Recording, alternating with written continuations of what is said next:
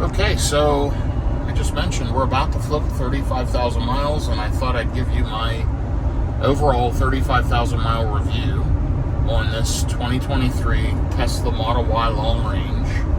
I bought this car April 1st of 2023. It's a Austin build. It is deep blue metallic with the black interior, as you can see. And just watch down here. We should flip 35,000 miles any second. And there we go. 35,000 miles, 14 months of owning the car. I have road tripped this car from the West Coast to the East Coast, all the way north, all the way south within the United States. It's been in, I'm guessing, 30 states anyway. It is an incredible vehicle. By far one of the best I've ever owned. I've saved several $1,000s in fuel. I looked the other day. The Tesla app is estimating over the last 12 months about $3,000. It's probably a little aggressive with its savings estimate, but in reality, I know, because I road trip pretty much for a living, I know I would have spent thousands more. I've also had no maintenance. I had put new wiper blades on at around 20,000 miles, and I have had the tires rotated. These are the original tires. I'm actually going to replace them this week in Roanoke, Virginia, with a new set of Continental tires. It has the Continental with the acoustic foam. I'm getting the latest version of those, and I'll be testing those out. They have been great tires, super quiet. The car is smooth and comfortable. It has no noticeable issues. I've had very minimal battery degradation, and I supercharged the heck out of it. It's just been by far one of my favorite cars, and I'll tell you why.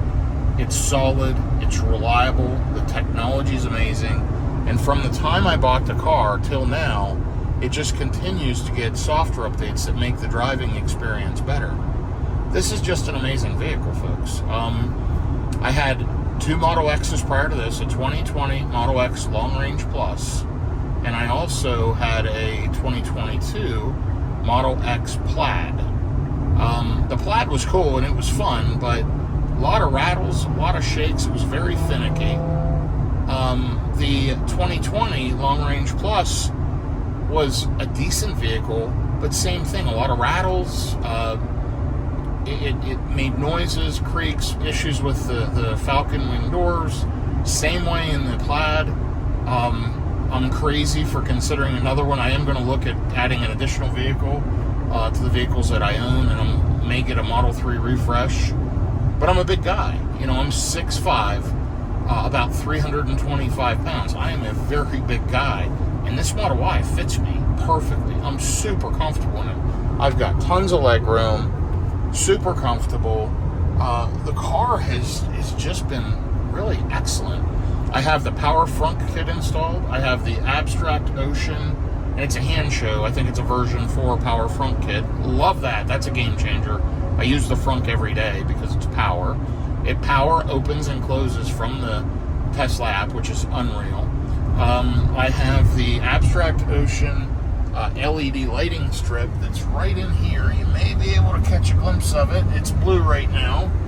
I love that. I did replace, I believe it was with Abstract Ocean as well, the puddle lights down here along the floor. Also, the puddle lights when you open the doors, whatever they're called on the interior. I think a total of 5 or 6 various lights I replaced. They definitely improve the ambiance at night. This thing is bright and light inside at night versus the factory bulbs. They're a little bit dim. So I'm glad I did that. This car's been amazing. I love it. It's fantastic. I highly recommend it. A Model Y, you can't go wrong. It goes like a beast in the winter. It's probably one of the best snow handling cars I've had, as I've driven in a lot of snow in the winter months, and I'm just using all season tires. I don't even put winter tires on. The thing does phenomenal. Yeah, one of my favorites by far. I really like the new Model 3 refresh. I don't like getting in and out of a sedan, you know, leaning down in and being so tall. It can be a bit uncomfortable, but it's an amazingly built car. I really like it, so I'm watching that. I'm going to go drive next weekend one of those and Model X, and I'll add add an additional car.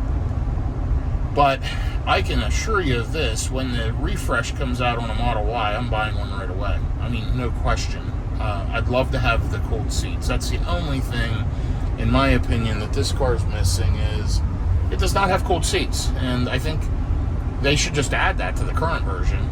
Easily, they could do that. It's the only Tesla currently that doesn't have cooled seats. Every other car right now, the S, the X, the Cybertruck, and the 3 all have cooled, ventilated seats as well as heated seats. So that's the only negative. There's no other issues with this car. It charges super fast.